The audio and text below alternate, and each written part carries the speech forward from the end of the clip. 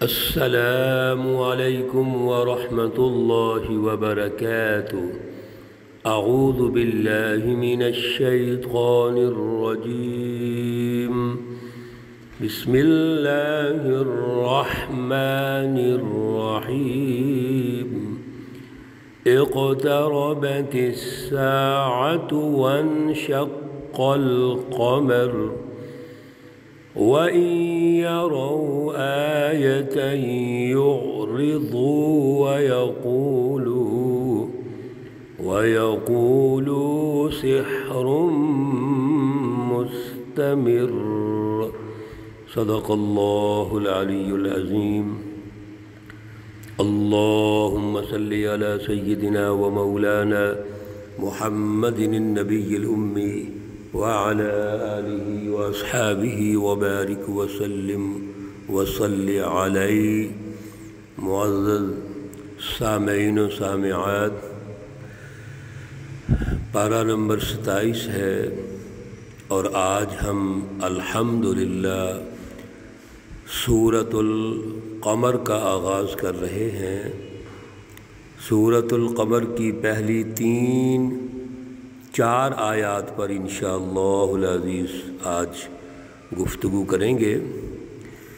سورۃ القمر یہ مکی صورت ہے، اس میں 55 آیات اور 3 رکوع ہیں۔ اس سے پہلے جب سورۃ قاف والقرآن المجید کا آغاز ہوا اور اللہ رب العزت نے قسم اٹھائی القرآن المجید کی، تو وہاں سے یہ عرض کیا تھا کہ ایک سلسلہ شروع ہو رہا ہے سورتوں کا، جس میں قرآن مجید کی عظمت، قرآن مجید کی بزرگی، قرآن مجید کی سچی رہنمائی اللہ رب العزت ارشاد فرما رہے ہیں، اس کی اہمیت ارشاد فرما رہے ہیں۔ اور پھر اگلی صورتوں میں قرآن مجید پر سچی جماعت کی تشکیل، اور سچی جماعت کی تشکیل جب ہوگی تو یقیناً جو مخالف قوتیں ہیں ان کا بھی تذکرہ ہوگا، جن کو حزب الشیاطین کہا جاتا ہے۔ تو حزب الشیاطین کے حوالے سے ان کا کردار کیا ہے، کس طرح سچی جماعتوں کو وہ پریشان کرتے ہیں، تکلیفیں پہنچاتے ہیں، اور سچی جماعت کا کردار کیا ہے، ان کو کس طرح اس اعلیٰ مشن پر قائم رہنا ہے، اپنی شعوری جدوجہد کو جاری رکھنا ہے۔ یہ تمام تفصیلات بڑی ترتیب کے ساتھ ہم سن رہے ہیں۔ اللہ رب العزت تسلسل کے ساتھ یہ یقین دلا رہے ہیں کہ اللہ سچی جماعتوں کے ساتھ ہیں۔ جھوٹی جماعتیں، جھوٹے لوگ وقتی طور پہ غالب ہوتے ہیں، لیکن حقیقت میں وہ کچھ نہیں ہوتے۔ چنانچہ کائنات کی تخلیق، انسانیت کی تخلیق، اور پھر اس کے جو اثرات و نتائج ہیں سوسائٹی میں کیسے ہونے چاہیے، یہ سب کچھ اللہ رب العزت ارشاد فرما رہے ہیں۔ سورۃ قاف میں فذکر بالقرآن، اللہ نے ارشاد فرمایا کہ آپ اس کلام مقدس قرآن مجید جو نصیحت ہے، جو رہنمائی ہے، اس پہ توجہ کیجیے۔ جب تک انسان غور و فکر نہیں کرتا، سوچتا نہیں، اس وقت تک وہ ہل بھی نہیں سکتا۔ آپ کوئی چھوٹا سا کام کریں گے تو غور کرنا پڑے گا، تحریک پیدا کرنی پڑے گی۔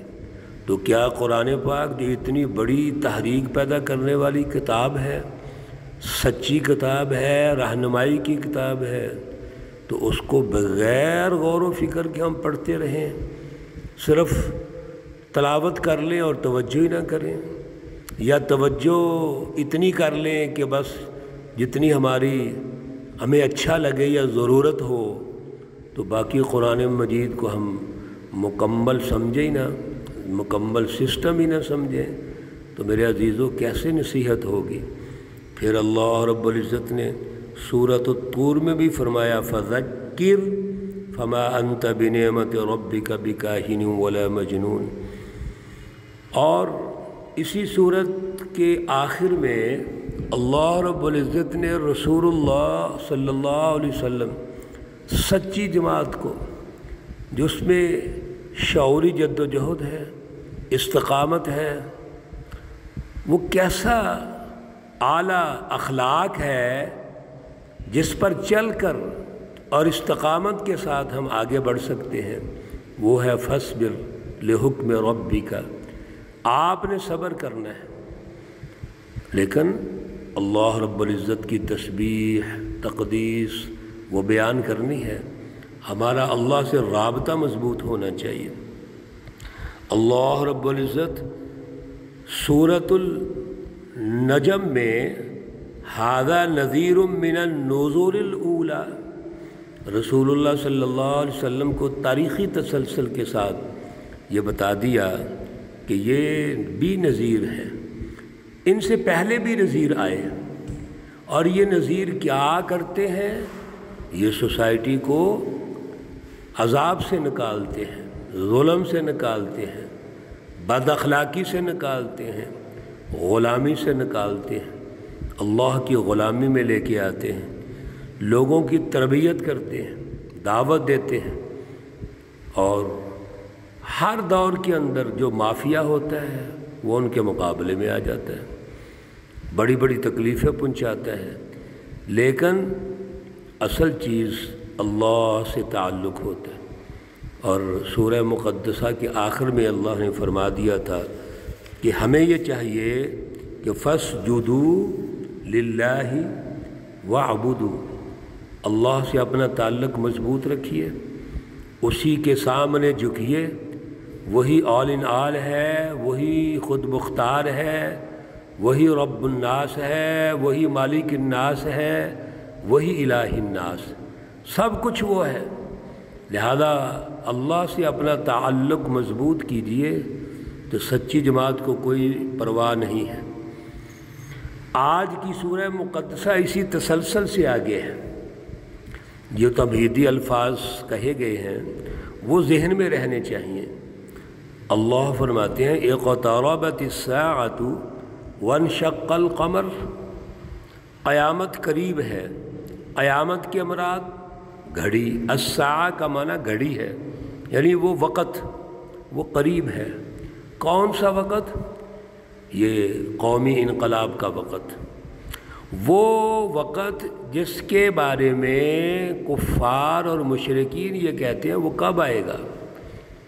وہ قومی انقلاب ہے، سچی جماعت کی کامیابی کا وقت ہے، اور اگر وہ وقت مراد لیں جو بڑی قیامت ہے تو وہ بھی قریب ہے، وہ بھی ان اللہ عندہ علم الساعہ، وہ قیامت بھی قریب ہے۔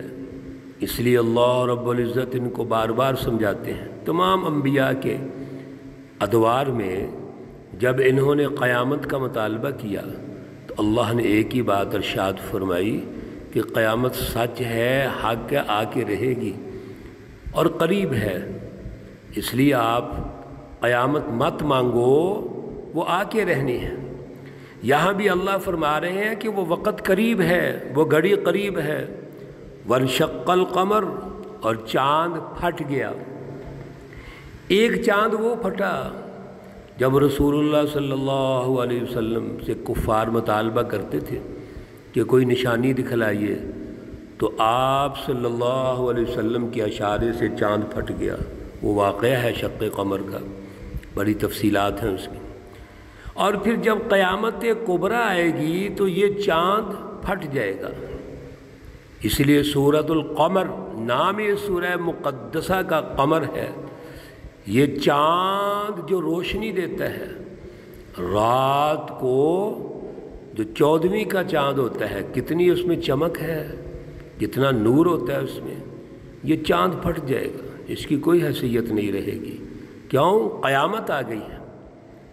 لیکن آپ کیا کر رہے ہیں؟ وَإِن يَرَوْا آیَةً يُعْرِضُوا، ہونا تو یوں چاہیے کہ اس چاند کو دیکھ کر جو پھٹ گیا یہ اللہ کی نشانی سمجھو، اور اللہ کی اس نشانی سے قیامت کو یاد کرو، آخرت کو یاد کرو، رسول اللہ صلی اللہ علیہ وسلم پر ایمان لے کے آؤ۔ لیکن یہ کیا کرتے ہیں؟ وَإِن يَرَوْا، اور اگر وہ دیکھیں آیتاً ایسی نشانی، يُعْرِضُوا، وہ اعراض کرتے ہیں۔ نشانی دیکھ کر بجائے اس کے کہ اس پر ایمان لایا جائے، رسول اللہ صلی اللہ علیہ وسلم کی اطاعت کی جائے، اللہ رب العزت کا خوف اپنے دل میں پیدا کرے، اعراض کرتے، توجہ ہی نہیں کرتے، پرواہ ہی نہیں کرتے، بلکہ اس سے اگلی بات ہے وَيَقُولُوا، اور کہتے ہیں سحر مستمر، یہ تو جادو ہے اور یہ جادو پہلے سے چلا آ رہا ہے۔ یہ جو جھوٹی جماعتیں ہیں، شیطانی جماعتیں، وہ پہلے دوروں میں بھی نبیوں کو جادوگر کہتی رہی ہیں، اور یہ بھی میں نہ مانوں، اصل میں یہ دماغ میں بیٹھا ہوا ہے، تو یہ کہتے ہیں یہ جادو ہے اور یہ پہلے بھی جادو چلتے رہے ہیں۔ وَكَذَّبُوا، اور انہوں نے جھٹلایا، وَاتَّبَعُوا أَهْوَاءَهُمْ، اور اپنی خواہشات کے پیچھے چلے، وَكُلُّ أَمْرٍ مُسْتَقِرٍ، اور ہر کام ایک وقت پر ٹھہرا ہوا ہے۔ تین باتیں ہیں میرے عزیزو، ایک ان کی نفسیات اور ذہنی سطح، یہ اللہ نے ارشاد فرمائی کہ انہوں نے نبیوں کو جھٹلایا، رسول اللہ صلی اللہ علیہ وسلم کو جھٹلایا۔ اب بتائیے، جس سوچ پہ اتنی منفیت ہے، گری ہوئی سطح ہے کہ وہ نبی کو تسلیم ہی نہیں کرنا چاہتے، ان پہ کیسے تاثیر ہوگی؟ دوسرا، وَاتَّبَعُوا أَهْوَاءَهُمْ، انہوں نے سچی تعلیم کو اختیار نہیں کیا بلکہ اس کا انکار کر دیا، اور اپنی خواہشات کے پیچھے چلے، جو ان کا دل کہتا ہے، ذاتی مفادات، انفرادی مفادات، انفرادی اغراض، ان کے پیچھے چلتے ہیں۔ اللہ نے ارشاد فرما دیا وَكُلُّ أَمْرٍ مُسْتَقِرٍ، ان کی یہ گمراہی یہ طے ہو چکی ہے، یہ نہیں چلے گی۔